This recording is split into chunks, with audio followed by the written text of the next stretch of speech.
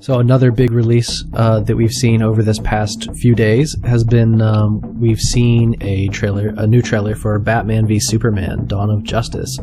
Of course, the first thing that I think everybody's going to get super excited about is, even though in his movies he's known for being kind of dark and angry, Batman is even darker and even angrier. Is this possible?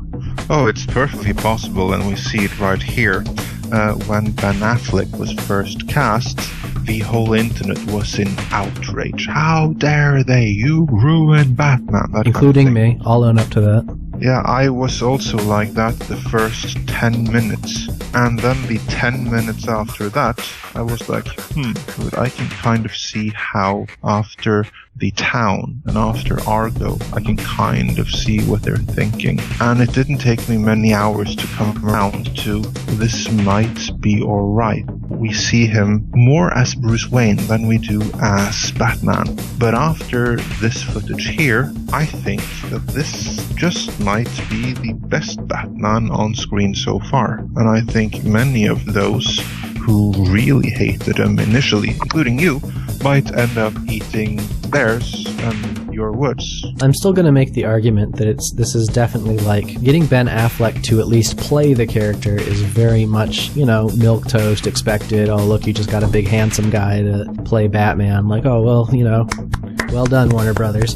But, it's actually, I have a feeling that pinning the destruction of Batman upon him was probably premature. As Bruce Wayne, he looks genuinely tortured.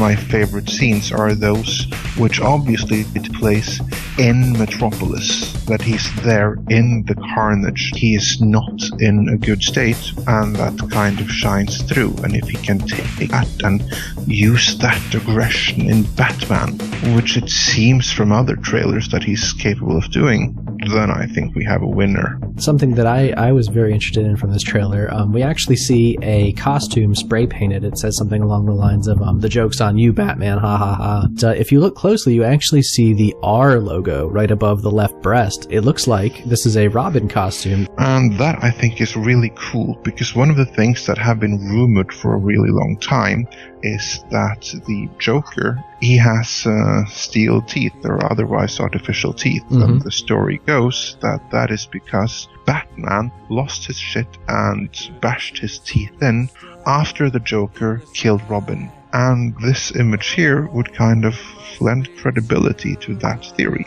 The other main theme of this trailer is that the people of Earth are coming after Superman for what happened in Metropolis, for the destruction of the city. Big emotional driver of that has been Bruce Wayne, the wreckage of what is presumably a Wayne facility where probably hundreds of lives have been lost. I actually kind of agree with it, because when I saw Man of Steel, then I didn't think, whoa, this is Jesus Christ come to save us, which is the motif they were kind of going for. I took something very different from it. What I thought was, this is the Antichrist come to destroy us all.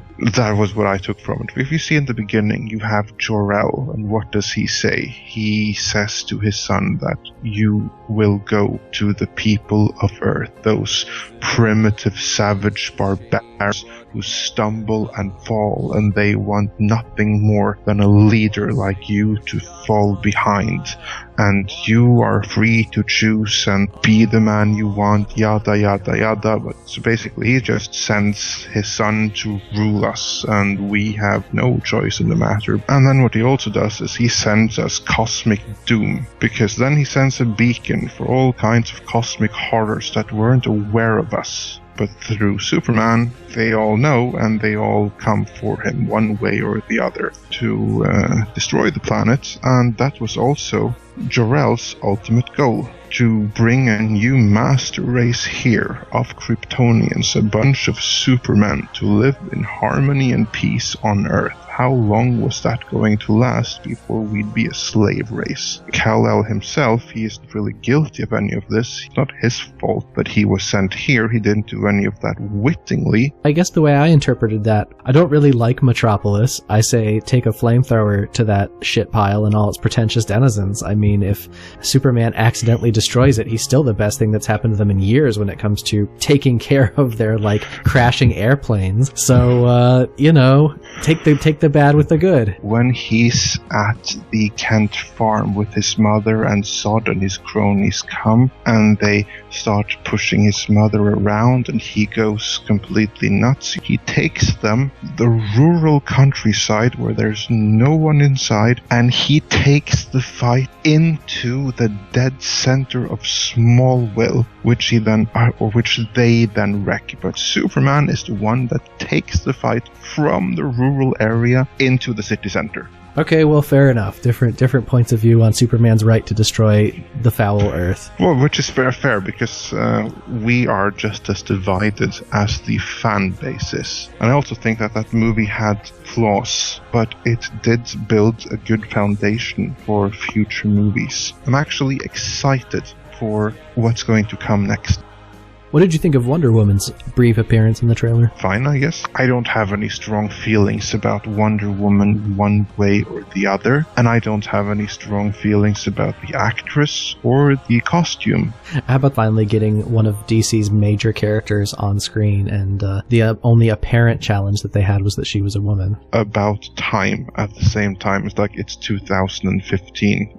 Wonder Woman should have got a movie sometime in the 90s or early 2000s. Yeah, even with all the cartoons they've done, they've had Wonder Woman feature on them, but it's like, she's kind of been largely absent from having like her own franchise promoted. Kind of have to hope that this will push that franchise forward. One thing that I took issue with about this trailer, Lex Luthor, the character is kind of uttering crazy people things throughout the trailer. The trademark line that stands out in my head is, "The red capes are coming, the red capes are coming," which is a reference to American, almost folklore hero, but actual person, Paul Revere, running across the countryside warning the Americans that the redcoats were coming during at the beginning of the Revolutionary War. And it's just kind of a crazy person line used here. Well, I'm very happy you explained the context of that line, "the redcoats are coming," because I am not American. And right. I am not British either.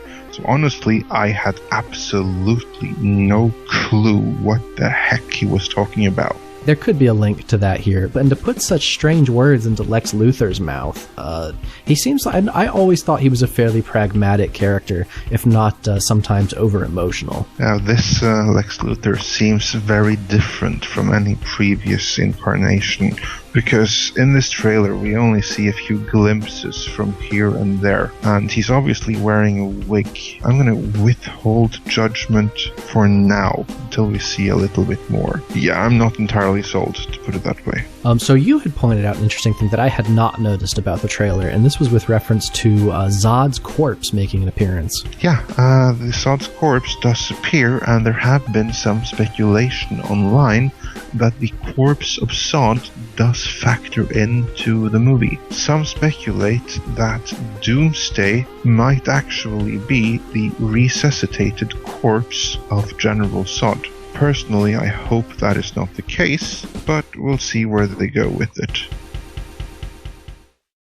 If you liked this video, don't forget to hit subscribe so you can catch all of our upcoming videos. For more podcasts, news, and reviews, check us out at midnightsedge.net and follow us on Twitter at midnightsedge. Also check out our Facebook group at facebook.com/groups/midnightsedge.